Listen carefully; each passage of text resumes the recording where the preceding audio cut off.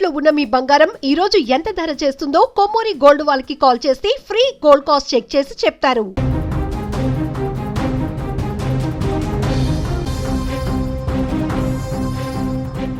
గోదావరి ఉగ్రరూపం దాల్చింది. ఎగువ ప్రాంతాల నుంచి క్యూసెక్ల కొద్దీ పోటెత్తుతున్నటువంటి వరదతో ఇప్పుడు గోదావరి నది ఉగ్రరూపం దాల్చింది. భద్రాచలం వద్ద నీటి మట్టం అంతకంతకు పెరుగుతుండటంతో అధికారులు ఇప్పుడు మొదటి హెచ్చరిక జారీ చేశారు.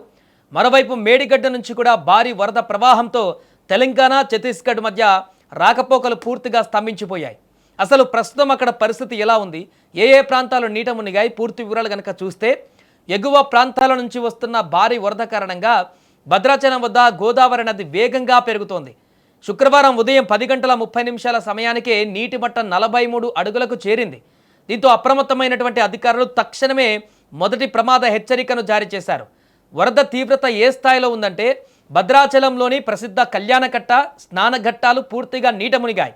ఎగువ నుంచి ఇంకా భారీగా వరద వస్తుండటంతో నీటి మట్టం మరింత పెరిగే అవకాశం ఉందని నది పరివాహక ప్రజలు అత్యంత అప్రమత్తంగా ఉండాలంటూ కూడా అధికారులు ఇప్పుడు హెచ్చరిస్తున్నారు. ఇక ములుగు జిల్లాలోనూ గోదావరి ప్రవాహం తీవ్ర రూపం దాల్చింది. మేడిగడ్డ నుంచి ఏకంగా 8.35 లక్షల క్యూసెక్కుల వారి వరద వస్తుండటంతో తుపాకులగూడెంలోని సమ్మక్క బ్యారేజీకి చెందినటువంటి 59 గేట్లనెత్తి అధికారులు దిగువకు నీటిని విడుదల చేస్తున్నారు. ఈ భారీ వరద నీరు రోడ్లపైకి చేరడంతో రవాణా వ్యవస్థ అతాలకుతలమైంది. వాజేడు మండలం టేకులగూడెం వద్ద జాతీయ రహదారిపైకి నీరు చేరడంతో తెలంగాణ, ఛత్తీస్గఢ్ రాష్ట్రాల మధ్య రాకపోకలు పూర్తిగా నిలిచిపోయాయి. అలాగే వెంకటాపురం మండలము భోదాపురం వంతెనపైకి కూడా వరద చేరడంతో వెంకటాపురం, భద్రాచలం మధ్య వాహనాల రాకపోకలకు తీవ్ర అంతరాయం ఏర్పడింది. గోదావరి ఉధృతి కేవలం ఆ ప్రాంతానికే పరిమితం కాలేదు. దేవీపట్నంలోని ప్రసిద్ధ గండిపోచమ్మ అమ్మవారి ఆలయం గోపురం వద్దకు నీరు చేరింది. నది ఉధృతంగా ప్రవహిస్తుండటంతో మైదాన ప్రాంతం నుంచి గండిపోచమ్మ ఆలయానికి రాకపోకలు పూర్తిగా నిలిచిపోయాయి. భద్రతా చర్యలలో భాగంగా నేటి నుంచి పాపికొండలు విహారయాత్రను అధికారులు నిలిపివేశారు. మరోవైపు ధవళేశ్వరం బ్యారేజ్ వద్ద నీటి మట్టము 10.90 అడుగులకు చేరింది. బ్యారేజీ గేట్లు ఎత్తి 2.25 లక్షల క్యూసెక్కుల నీటిని సముద్రంలోకి వదులుతున్నారు. అయితే వరద ఉధృతికి అంబేద్కర్ కోనసీమ జిల్లా పి గన్నవరం మండలము గంటి పెదపూడిలో నాదీపాయ తాత్కాలికంగా గట్టు తెగిపోయింది. సో దీంతో 4 గ్రామాలకు రాకపోకలు నిలిచిపోగా లంక గ్రామాల ప్రజలు కూడా తప్పనిసరి పరిస్థితుల్లో నాటు పడవలపైన ప్రయాణం కొనసాగిస్తున్నారు.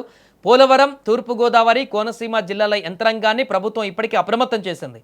ప్రజలందరూ కూడా సురక్షిత ప్రాంతాలలో ఉండాలని, అధికారుల సూచనలు పాటించాలంటూ కూడా కోరుతున్నారు. ఏదేమైనా ఎగువన మహారాష్ట్రలో కురుస్తున్నటువంటి భారీ వర్షాలకు తోడు ప్రస్తుతం తెలంగాణలో పడుతున్నటువంటి భారీ వర్షాలకు గోదావరి ఉగ్రరూపాన్ని దాలుస్తుంది. నిన్న 35-38 అడుగుల వరకు ఉన్నటువంటి గోదావరి, 35 అడుగులు ఉన్నటువంటి గోదావరి ఈరోజు 43 అడుగులకు చేరి ఉధృతంగా ప్రవాహాన్ని కొనసాగిస్తుంది. మరికొన్ని గంటల్లోనే ఇది మరింత ఎక్కువ ప్రవాహం కొనసాగేటువంటి అవకాశం కనిపిస్తుంది. ఎందుకంటే ఎగువ నుంచి ఇంకా ప్రవాహం పెరుగుతూనే ఉంది. అక్కడ వరద అత్యధికంగా కొనసాగుతూనే ఉంది. అక్కడ త్రయంబకేశ్వరం ప్రాంతాలలో పూర్తిగా వర్ష బీభత్సం కొనసాగి అక్కడి నుంచి వస్తున్నటువంటి వరద అంతా కూడా గోదావరిలో కలుస్తుంది. కాబట్టి నాసిక్ నుంచి వస్తున్నటువంటి ప్రవాహం నిరంతరంగా ఇక్కడ ఇప్పుడు తెలంగాణలో కూడా వర్షాలు మొదలయ్యాయి. కాబట్టి దాని ప్రభావం మరింత ఎక్కువగా కనిపిస్తుంది. కాబట్టి మరికొన్ని గంటలలోనే గోదావరి ఉగ్రరూపం మరింత పెరిగేటువంటి అవకాశం కనిపిస్తుంది. దీంతో పరిసర ప్రాంతాలలో, లంక గ్రామాలలో, లోతట్టు ప్రాంతాల్లో ఉన్నటువంటి ప్రజలందరినీ కూడా అప్రమత్తం చేస్తున్నారు అధికారులు.